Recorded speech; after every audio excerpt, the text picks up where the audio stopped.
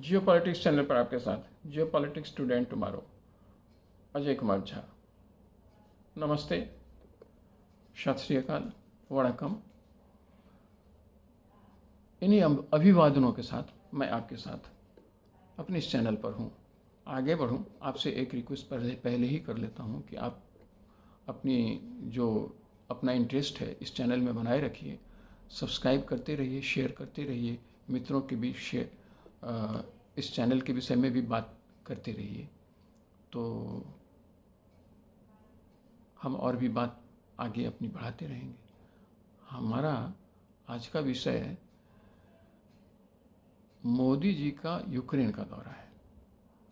अब मोदी जी का यूक्रेन का दौरा, इसके क्या मायने हैं?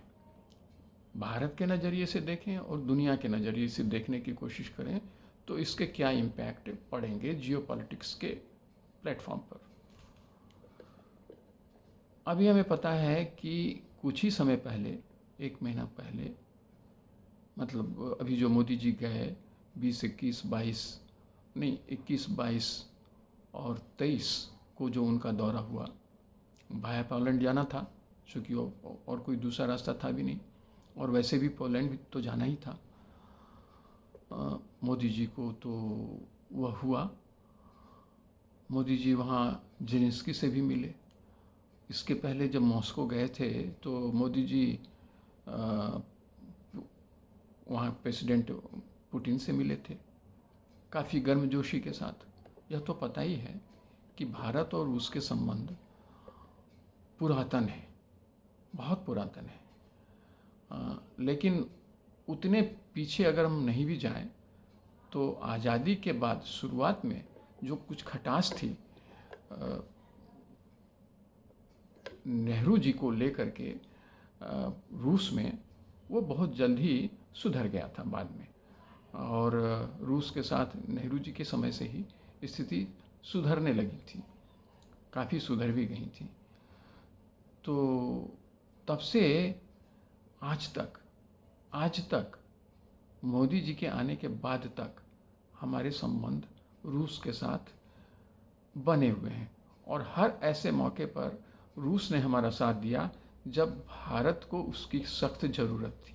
कई बार पाकिस्तान के फेवर में वेस्टर्न कंट्रीज़ ने हमारे ऊपर कई तरह के प्रतिबंध लगाने की कोशिशें की थी, लेकिन सिक्योरिटी काउंसिल में रूस ने बराबर उसे ब्लॉक कर दिया।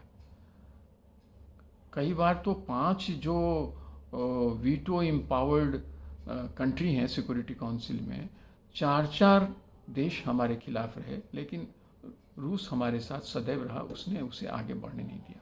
यह बात तो बराबर हुआ। ऑब्वियसली भारत ने भी कर्ज चुकाया और जमकर चुकाया।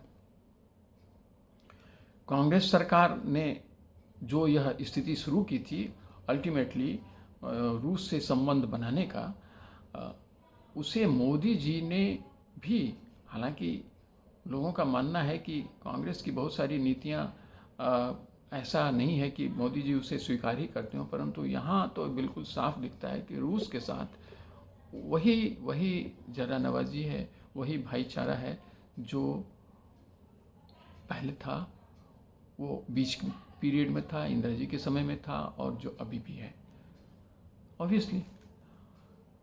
पर ये हमें पता है कि वेस्टर्न कंट्रीज़ को बिल्कुल पसंद नहीं है, परंतु जब अभी प्रेसिडेंट पुतिन से मिलने के वक्त जो वेस्टर्न कंट्री का रिएक्शंस आया था, अभी जब जुलाई महीने में गए थे मोदी जी, तो वह तो बड़ा ही हमारे लिए दुखदाई था, अच्छा नहीं था। वो उन्हें अच्छा नहीं लगा कि प्रेसिडेंट पुतिन से मिलने हमारे प्रधानमंत्री गए। परंतु अब देखिए, अब वे क्या कह रहे हैं, जब हमारे प्रधानमंत्री फिर जेलेंस्की साहब से मिलने, प्रेसिडेंट जेलेंस्की से मिलने यूक्रेन गए। चलिए, वो तो एक अलग बात है, उस पर हम देखने की कोशिश करते हैं कि अब मूल विषय क्या है। मूल विषय ये है कि पहले हम नॉन अलाइनमेंट पॉलिसी में विश्वास करते थे, किसी के साथ हम इतना नहीं नज़दीक आएंगे कि लोग हमें कहें कि आप किसी एक खेमे में चले गए, परंतु अब की स्थिति ये है, जो वो डिप्लोमेसी कह सकते हैं आप, कि हम सबों के साथ इतने नज़दीक आएंगे कि कोई यह ना कह सके कि भाई हमसे कहाँ इतनी नज़दीकियाँ हैं इनकी। तो देख, फंडामेंटल अंतर हो गया। तो अब ऐसी स्थिति में जब रूस को अमेरिका ने, और अमेरिका की शह पर वेस्टर्न कंट्रीज़ में यूरोप, करीब करीब पूरा यूरोप इनके साथ खड़ा था, मतलब अमेरिका के साथ खड़ा था, यूक्रेन के साथ खड़ा था और कंडेम करता रहा रसा को। तो भारत ने उस तरह से कभी कंडेम नहीं किया। उस तरह से क्या, भारत ने कंडेम किया ही नहीं, और उल्टे वहाँ की इकोनॉमी को चलाने में, अब पर्पस भले ही कुछ और हो, लेकिन भारत की का जो सहयोग, और भारत जिस तरह से उनके साथ जुड़ा रहा, तेल लेते रहा, वहाँ से फर्टिलाइजर्स लेता रहा, सब कुछ करता रहा। ऑफ कोर्स ये बात तो बिल्कुल सच है कि उसमें भारत का अपना इंटरेस्ट भी था, नेशनल इंटरेस्ट था।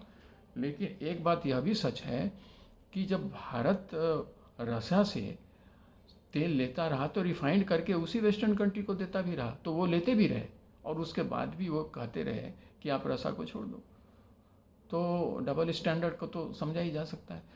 हमारा कहने का तात्पर्य यह है कि मोदी जी का यह जो यूक्रेन का दौरा हुआ, और यूक्रेन का दौरा इसलिए ज़्यादा इम्पोर्टेंट हो गया कि जब वहाँ लड़ाई शुरू हुई थी, और तब जो हमारे यहाँ के स्टूडेंट्स वहाँ यूक्रेन में फंसे थे, उस समय जो यूक्रेन ने हमारा साथ दिया, और यूक्रेन के बाद जो पोलैंड ने हमारा साथ दिया, और फिर रसा ने भी हमारा साथ दिया, तीनों कंट्री ने हमारा साथ दिया, वो तो अनपैरेलल्ड था। उसे कैसे कोई भारतवासी भुला सकता है। तो भारत को तो सपोर्ट रसा ने भी किया, भारत को सपोर्ट यूक्रेन ने किया, भारत को सपोर्ट पोलैंड ने किया।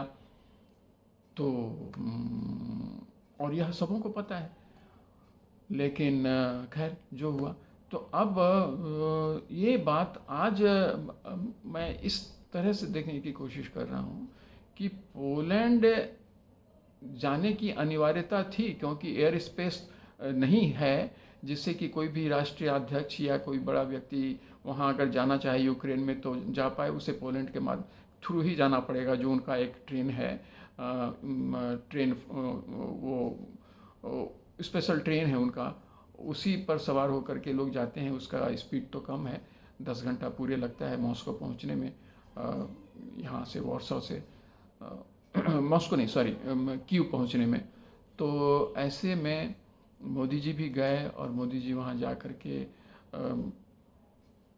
जेलेंस्की साहब से मिले, और काफ़ी अच्छी बातें हुई, कई एग्रीमेंट्स पर भी साइन हुए। और उसके बाद जब वो यहाँ आए तो, लेकिन इस वक्त एक बात हमें ध्यान देना होगा कि मॉस्को ने कोई ऐसा बयान नहीं दिया जैसा कि अमेरिका की तरफ से बयान आया था जब प्रधानमंत्री मोदी प्रेसिडेंट पुतिन से मिलने गए थे। तो लेकिन यहाँ पर प्रेसिडेंट पुतिन की ओर से या रसा की ओर से ऐसा कोई एडवर्स बयान भारत के खिलाफ नहीं आया। यह भी ध्यान देने की बात है। अब हालांकि इसके कई मायने निकाले जा सकते हैं, वह तो होगा, लेकिन एक फ़ायदा, इसका सब्सिडियरी फ़ायदा ये हुआ कि पोलैंड जो अब तक वहाँ हमारे कोई प्रधानमंत्री इधर पिछले 45 साल में नहीं जा पाए थे, तो उसके बाद यह पहली बार हमारा कोई प्रधानमंत्री वहाँ गया। और जहाँ तक पोलैंड का सवाल है, पोलैंड एक ऐसा देश है, या इवन यूक्रेन भी एक ऐसा देश है, जो किसी न किसी समय में, किसी न किसी कालखंड के किसी न किसी काल में रसा का पार्ट रहा है। सेकेंड वर्ल्ड वार के बाद की स्थिति हो, और रसा से बाहर भी होता रहा है। पोलैंड भी एक समय में काफ़ी बड़ा और काफ़ी पावरफुल कंट्री था, और कई बार उसके टुकड़े भी हुए, और उसके बावजूद भी, और वो टुकड़े बांटे गए, वो ऑस्ट्रिया, प्रसिया, रसिया में बांटे भी गए, फिर भी यह उठ खड़ा हुआ, और यह आज तक एक तरह से आप कह सकते हैं कि मिडिल पावर बन करके, बल्कि अब उससे भी ज़्यादा बेहतर पावर बन करके उभरा है। और वो मिला जुला करके, वैसे तो वेस्टर्न खेमा में है, वो नाटो का सदस्य है, वही तो मुश्किलात बना था नाटो का सदस्य बनना यूक्रेन के लिए। यूक्रेन भी नाटो का सदस्य बनना चाह रहा था, जिसे पुतिन ने पसंद नहीं किया, और फिर सब कुछ ये सब समस्याएं खड़ी हो गई, वहाँ वार शुरू हो गया। लेकिन यह भी सच है कि यूक्रेन भी 1991 तक, हालांकि उसके पहले उसका भी एक इंडिपेंडेंस था, लेकिन वह सब उतना पीछे तो अभी नहीं मुझे जाना। लेकिन मेरा कहना यह था कि वह भी रसा के ही रसा का ही पार्ट था एक समय में। पोलैंड भी पार्ट था, लेकिन फिर अलग अलग भी हुए और इनका अपना अस्तित्व भी बना। और दोनों ही देश काफ़ी शक्तिशाली भी बने अपने अपने तरीके से। अब अलग स्थिति बन गई है जिसमें ये परेशान भी हैं दोनों देशों के। अब पोलैंड का यह हाल है कि मुझे लगता है करीब करीब 1 करोड़ से कम लोग नहीं होंगे यूक्रेन से जो पोलैंड आए होंगे जो शरणार्थी के रूप में। तो यह तो पोलैंड ने बहुत बड़ा काम किया है, वहाँ के लोगों को आने दिया और उन्हें नौकरियाँ भी मिल रही हैं वहाँ, चूँकि वैसे भी वो एक डेवलप कंट्री तो है ही है, वहाँ नौकरियों की कमी नहीं है। हर एक क्षेत्र में वो काफ़ी आगे है। भारत भी उसके साथ कुछ सैन्य समझौते संभवतः इस बार करके आ रहा है। तो यह सब भी हुआ है और भी कुछ हुआ है, यूक्रेन के साथ भी कुछ हमारे समझौते हुए हैं, और यह सब रसा देख रहा है, यह सब यूएसए भी देख रहा है, दूसरे वेस्टर्न कंट्रीज़ भी देख रहे हैं। तो मानना तो पड़ेगा भाई कि हमारी जो जियोपॉलिटिक्स में हमारे जो डिप्लोमेसी है उसका तो जवाब नहीं है। अब इसके जो भी फलाफल आगे निकले हमें उसका इंतज़ार करना पड़ेगा। और मैं इस बात का भी इंतज़ार करूंगा कि इस बीच जब तक आप मेरी बातों को सुन रहे थे, क्या आपने अगर सब्सक्राइब मेरे चैनल को किया नहीं था तो किया, नहीं किया तो कर लीजिए। Thank you. जय हिंद।